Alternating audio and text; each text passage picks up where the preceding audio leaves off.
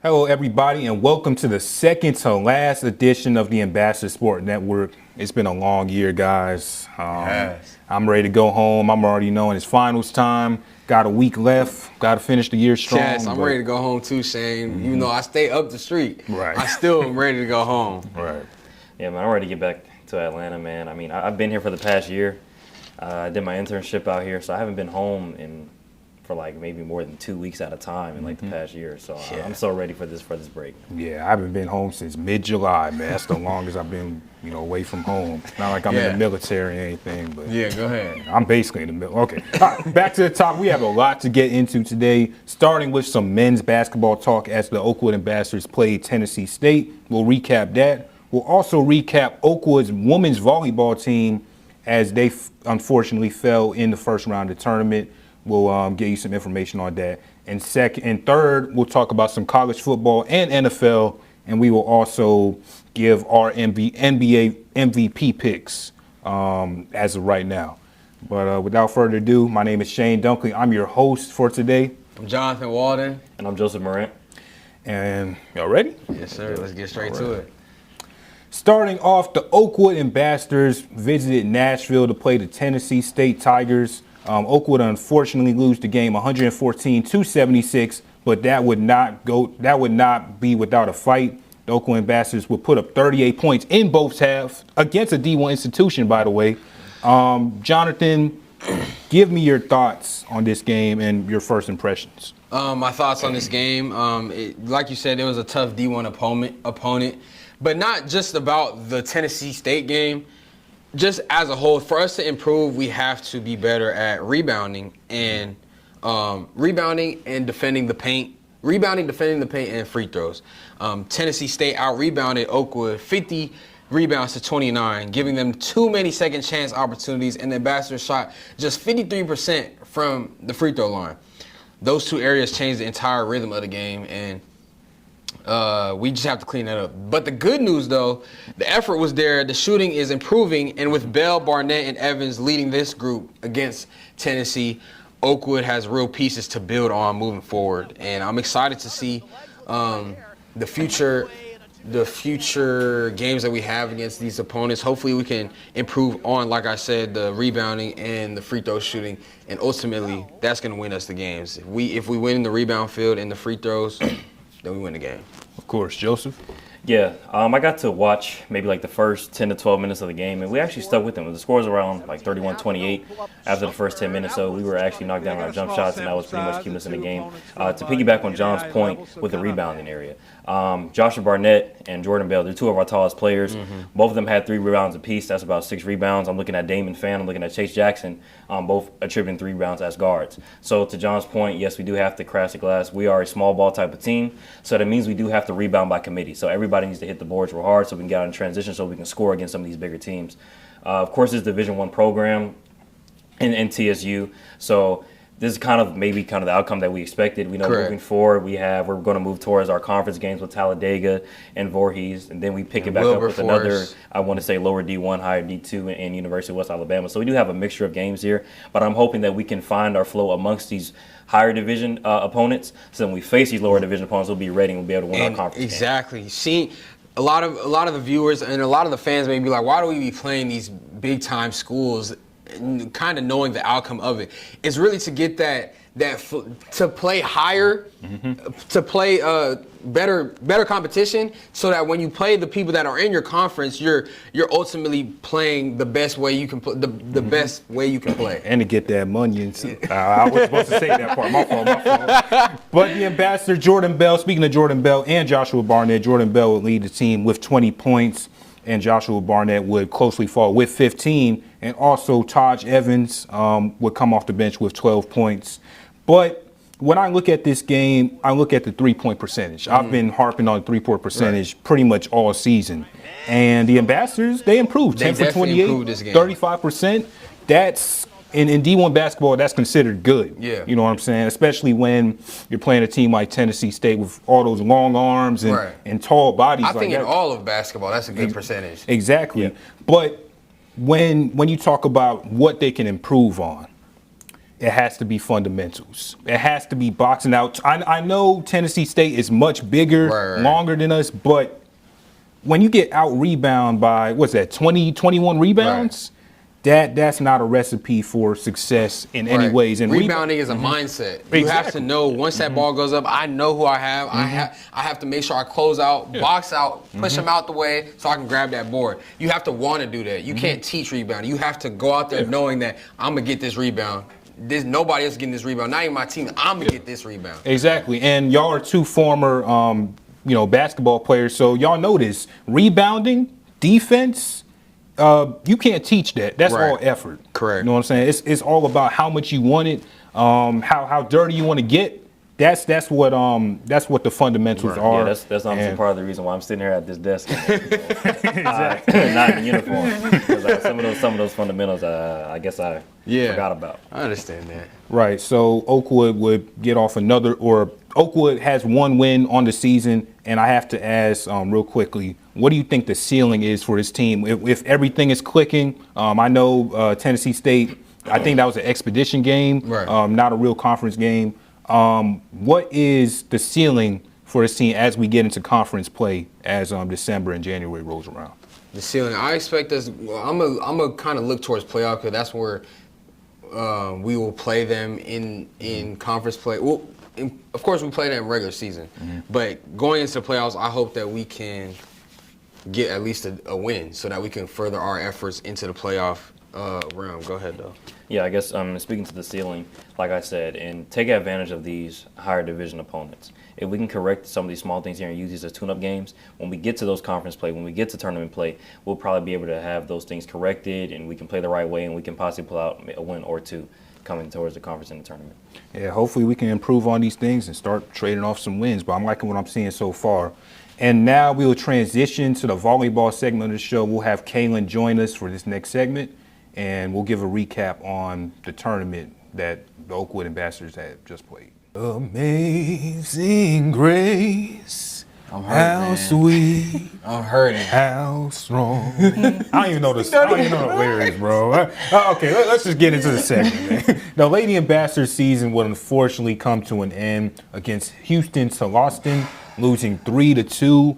I said 3-2. That wouldn't come without incredible performance. It was a battle, Shane. It was a battle. The Oakwood Ambassadors would actually come back from a 2-0 deficit to tie it up and take it down to the last set. But unfortunately, they lost the last set 15-13. And just bro, I haven't seen this amount of heartbreak since like 28-3 or something. It's been a while. Falcons versus Patriots. Yeah, it took me back some bad times, but I'm glad to hear they went down without a fight, man. 2-0, that's mentally that's tough. But for the ladies to be able to fight back and be able to push it to the last set, and ultimately finishing the last game being scored 15-13, it's it's a real heartbreaker. But they went down fighting, and it's real sad, like I said before. But Kamaria Murray did everything she could with 17 kills, and players like Morgan Bone and Anna Jones stepped up with solid offensive nights. Defensively, Ariel Smith was incredible again, finishing with 17 digs, and Alexis Wiley and Cameron Buckner were right behind her, keeping Oakwood in so many points. They were bringing it in, but ultimately, at the end of the day, it just wasn't enough. Too many errors, the tough swings, the pressure, the playoff volleyball. It all added up, and that's what makes this loss hurt a little more. The team put everything on the line out there. They knew what was at stake, and unfortunately, they didn't come out top. But I congratulate the lady ambassadors with the great season that y'all had. Of course, we wanted to get the first round win, but we're standing with y'all, and we're excited to see our seniors. Unfortunately, they'll be leaving, but we know that they are embedded in Oakwood history. The future's bright. Of course. Go ahead. I think that the seniors, I know how you're feeling right now. We know how they're feeling right now. on, bro. It's definitely tough to go out on such a close game. You guys fought so hard. Down 2, it's really hard to come back being down 2 sets in a volleyball game. But they went out there and fought for every single point, and I think that is something to definitely be proud of. In the beginning, the first 2 sets, we see that they were nervous. They had some small errors that they really could have cleaned up, but they really did tighten up in the next 2 sets. And honestly, I'm proud of them.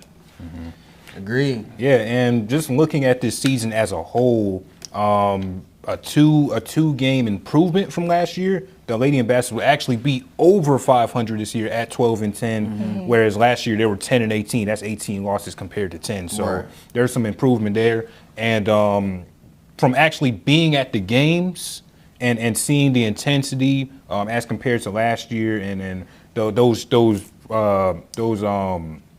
from Kamaria Murray, Cameron Buckner, the blocks from Harmony Banks, that's incredible stuff. And go ahead, John. I'm sorry to cut you off, but like we said, this was now it's really a send off for the seniors. So Cameron Buckner being the steady leader running the offense, Ariel Smith the heartbeat of the defense with another huge big performance. Marianne Giron, the energy and personality that brought this team together. Maya Beasley, who's been a tough, resilient presence on the court every time she suits up, and Anna Jones, this two-way player, softball player, and volleyball player. All of our seniors, we love you guys so much. We thank you for everything you put in for Oakwood Ambassador Volleyball. And, man, we hope to see you in the alumni, as an alumni coming back, showing love to the future volleyball players like Kamaria Murray, Harmony Banks. And, man, it's been an awesome time to be able to watch you guys perform and help lead this team. And they've honestly had a great season. We've seen them grow throughout, from the first game that they played to the last game that they played. You could tell that they definitely got more comfortable with each other as a team. They were definitely moving more swiftly. They were having more fun with it. The team chemistry was there. Yes, the team chemistry was there. And everything was really coming together near the end. So I think that this was a really nice way for them to go out, even though it is sad that they went out like that. But the improvement really says a lot about this team. And I'm really starting to sense the trend here with our women teams at Oakwood University. Exactly. Yes. Volleyball, basketball, Women's basketball. and softball. They always bring in the wins for our school, and that's not a consistent thing we really see as a sports team as a whole. But the women's side, as a sports program, is always bringing it in. And shout out to my group. Shout out to the ladies, man. You guys are the heart of our school, and we appreciate you guys, especially our volleyball seniors, man. We're sad to see you go. But shout out to the ladies. I don't know about y'all, but at least for me, there's times where y'all don't feel like y'all are appreciated as much as y'all are, but just know y'all are appreciated. Y'all are the ones bringing the wins to Oakwood University. We appreciate that, and we hope to see y'all continue bring the wins in the future. Going into the basketball season. We're in basketball season now, so. I agree with y'all. Y'all already know how I feel about my ladies. I'm going to stand behind y'all. Super proud of you guys. Women's basketball, we're looking forward to seeing what you guys are going to bring this season. And, with this semester wrapping up, next semester we'll be able to see, when basketball season wraps up, we'll be able to see the softball girls as well. So. Right. And as we wrap up that, we'll transition to our next segment. Mr. President himself, Dalitso Kulameka, will join us on the set as long as Joseph and you and I.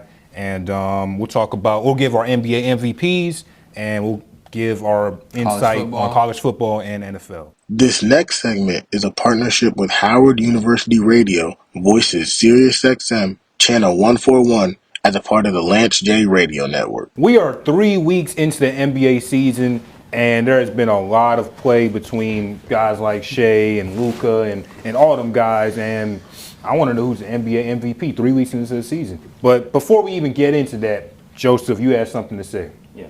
So real quick, guys, I know over the past few weeks and recently, there's been certain comments about the ASN, and I know a few people have come up to me personally, Shane, Dalitso, Jonathan as well, and having to speak about some particular comments being made on the show or our coverage of the show in general.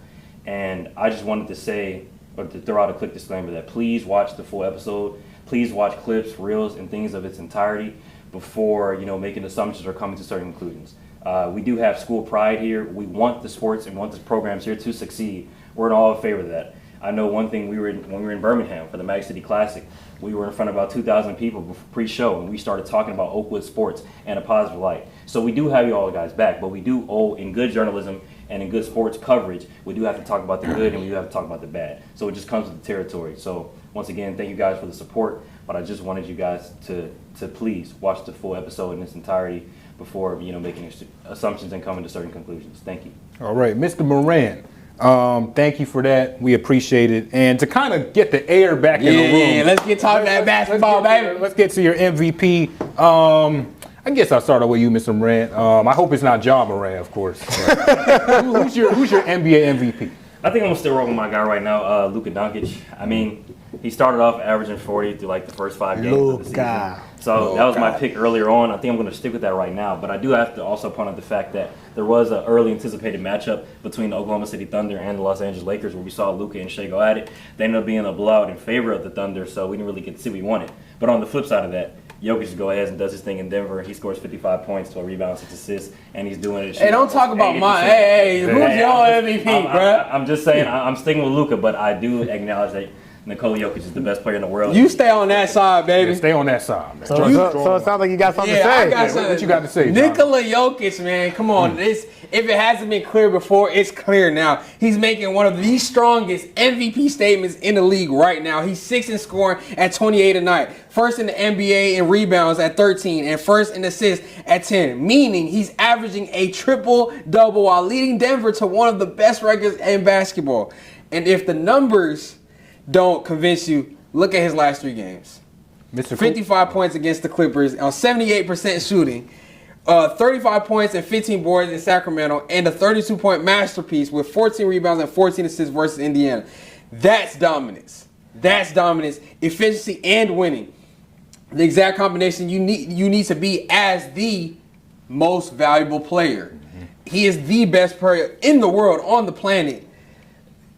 LeBron James. Anyways, and Nah, it's Jokic. No, it is Jokic. We can't deny I it. just did what he just did, right? It's Jokic. We can't deny it. But as for the last year's MVP race, Jokic is not trying to hear. He's not trying to hear none of that voters fatigue no more. He's tired of hearing that. But you have to factor in, he does have 3 MVPs in such a short time. So what he's doing, like you said, right now is nothing short of historic. Right, These numbers he's putting up are absolutely insane. Like 55 points. Tyronn Lue, what are you doing? Talking about, I took a page out of Shane's book. Tyronn Lue, what are you doing? He said, I can't remember exactly verbatim what he said. All I know is that he said, ended the quote saying, I didn't think Jokic would score 55 points now. What? Tyronn Lue, you want to guard Jokic talking about we just going to let him score. Yeah, he put 55 up on him. That's exactly what you did. Zubac can't stop him. Right. So Jokic, he's playing great in terms of MVP. For me, though. No, hey, hold on. Let me finish right now. Okay. Go ahead. For me, though, and then, sorry, you can get back to that because I was just waiting. Yeah. We got to take a look at some of the guys underneath these guys. Some of the sleepers. You know what I'm saying? Not the Jameson battle. Who we Let's sleeping? be serious. I never got a chance to address that. Jameson battle, no. Yeah, this is the real NBA No. Jameson battle, no. Come on. Who knows? I don't know who Jameson battle is. It's a 2K creative player. No offense to Jameson battle and his family. But look. He's a Buckeye, bro. Come on. Buckeye basketball, let's be serious. Let's talk about the sleepers. The Donovan Mitchells, the Cade Cunninghams, the Tyrese Maxeys. The feel-good stories, who we got to shine a little light. But now let's get to the real MVPs. Yeah. Giannis Antetokounmpo. Yeah. Feel-good play. Right there in Milwaukee. In every Giannis Antetokounmpo, I believe what he's doing right now, it's going unnoticed right now. He's sitting there averaging just a quiet 33.4 points per game, 11.9 rebounds, basically 12, and 6 assists down there in Milwaukee. He's in the Eastern Conference. Everyone likes to hate on the East. But what Giannis is doing out there carrying this Bucks team, this is similar, reminds me of a 2018 Bron type of performance from a season and from a player that we're seeing from Giannis. Something that is extremely dominant, but sadly, even though I believe he is playing at an MVP level and he should be the MVP, one of the MVP favorites considering his team and the pieces around him, I believe it'll be similar to 2018 Bron where, he just doesn't end up coming home with MVP. But that is my MVP right now. Let me Go ahead. You know, I'm not going to let you get away with the Donovan Mitchell comment, by the way. Yeah. I don't think he's ever going to win. about that one. I don't know. I didn't say. Donovan- I didn't say he's gonna win MVP. I said we got to give some love to the sleepers. But regardless of that, comparing Giannis Antetokounmpo to LeBron James, 2018 LeBron No, that's James. absurd. I think- what are we talking? Is that- He's averaging Like- 34, but- 12, and but- 6. Who won the But mind MVP you- 2018 though? Not James LeBron. Harden. James Exactly, Harden did. not LeBron But I James. think we can all objectively say that But LeBron that James. same year, LeBron took that team to the NBA Yeah. Finals. Okay. But give it credit But to the credit MVP to the James Harden. MVP is a regular season award. it is, it is. LeBron was the number one Yes, seed in the yes, East that yes. year, was he? No. Can we Similar to Giannis, who's not going to be the number one seed in the East. Can we objectively say that LeBron James was the best player in the world at that time? No, As well. no. James Harden was. James Harden, Steph Curry. Wait, get into your favorite team. Hold on. When we look at the game of basketball, When we look at the game of basketball in its complete essence and what you want in a player who can literally do everything, lead a team in every statistical category, both sides. every what do you statistical look at? category. You want the best player. James Harden averaging 40 points that season. You know what, Shane, give me your MVP. Shai Gilgeous-Alexander. All right, yeah. Anyways, and as for last year's MVP race, Why are we still talking Jokic about this? is not trying to hear that voter fatigue. He's making it clear this season that he is MVP night after night. No knock to Shai Gilgeous-Alexander, who was fantastic last year, but Jokic is reminding everybody that when he turns it up like he is now, when we talk those three letters MVP, it has to go through Denver. Shane, why do you Sky think Shea is the MVP? Because he's putting up. He's literally James Harden. This is literally James Harden 2018 all over again. No, Jokic- Shai if we're talking about- Gilgeous-Alexander is the best player in basketball, on the best team in basketball. The Oklahoma City Thunder are 12-1. They might beat the 73 win Warriors And record. on top of that, Chet be sitting out games, and Yeah. and Yeah, they're not J-Dub's even still at their playing. full strength. Shai Gilgeous-Alexander. If you replace Jokic with Shai Gilgeous-Alexander, the Thunder aren't 12. But that goes to Joe's point, though. If they're still winning without their key players, when their key players come back, they're still championship contending team. But if you take Luka out the Lakers, they're gonna tank. If you take Jokic off the Nuggets, they're gonna tank. If you take Giannis off the Milwaukee Bucks, they're gonna tank. No, I don't agree with any of that. No, it if you take Jokic off of the Nuggets, I believe they're still a playing team. No, if you they're take take Luka off the Lakers, they're in the lottery. No, If you take Giannis off the Bucks, they're also in the lottery. Let me give you some statistics with that, though. You know that when Nikola Jokic last year, when Nikola Jokic was off the court, the Nuggets were the last offense. This is not the same Nuggets team from last year. He was on. This is not the same Nuggets team from last year. One offense. Jamal Murray's upped his playing level in the regular season. Now he's finally showing We have up. not seen the different Nuggets without Nikola Jokic. Right? We haven't, but I'm saying if he's off this team as presently constructed can still be a viable playoff team, a viable play-in team, Who you say- who- without, we're talking about the Nuggets. Yeah. Without Nikola Jokic. Jamal Murray's up this play. He's hooping in the regular season now, playing at an all-star level now. They got Cameron Johnson from the Nets. They got Bruce Brown back. They got Jonas Valanciunas. They have other pieces over there, Gordon. Christian Braun, Aaron Gordon. He's playing at an amazing level right now too. I'm not saying they're good. They're obviously going to be a humongous drop-off. But when you look at MVP, most valuable player, as the definition is, who's the most valuable player in the league and to their team, I believe it's Giannis Antetokounmpo. Okay. Because let's be serious. Name me the Bucks starting lineup. I don't know. Name me the Nuggets. So Kyle Kuzma. Like come on. We just named Ryan Hollins. Like come on. Kevin Porter start. I don't know. Like come on. But I'm still going Nikola Jokic. that pretty- To speak to Shay's point, I'm not Shay's point. Shane's point about Shai Gilgeous-Alexander. I wanted to say that there was a Vegas call that was made Come on. when Nikola Jokic dropped his 60-point, 20 rebounds, and 10 assists, triple-double there, and Russell Westbrook went and sold the end of that game, and that's how Shai ended up getting his MVP. I Come on. that Here game we out go. really fast. Come on. And I wasn't going to talk about college football, them dogs taking on the Texas Longhorns, but just give me one word. I got Who wins that Texas. game? Texas? Arch Manning. Texas. You know I'm Bulldog, man. Dogs for life, man. I'm going with Georgia. I guess we're going to tie it up. But, hey, I got one more question. What's the I question? know we don't have time. I know. We don't. But I've been itching to, Deliso, John, all y'all know I've been itching to ask this. Michael Jordan, LeBron James. Shane, please. Who's the greatest player of all time? Just say it, bro. Come on. I've been itching to say greatest player of all LeBron time. James. One answer. LeBron James. LeBron James. Till the next episode. Come on. No, say what you always say. Come on. He's the GOAT. Wait, who the best? Say Michael Jordan's the GOAT, but LeBron James is the best player to ever touch a basketball. You just said Michael Jordan's the GOAT. That's all we need But to the say. best player to touch a basketball. Anyway, LeBron James. Michael Jordan's the GOAT, and that's it. Thank y'all for joining us for this edition of the Ambassador Sports Network. I had some fun. I don't know about y'all, but I had fun. we all have fun. We all have fun. Thank y'all for joining us. Last episode next weekend. It's been a great semester, and happy holidays. Happy holidays. Thank you for watching the Ambassador Sports Network. Make sure you like, comment, and subscribe, and tap that bell so you're notified every time we post.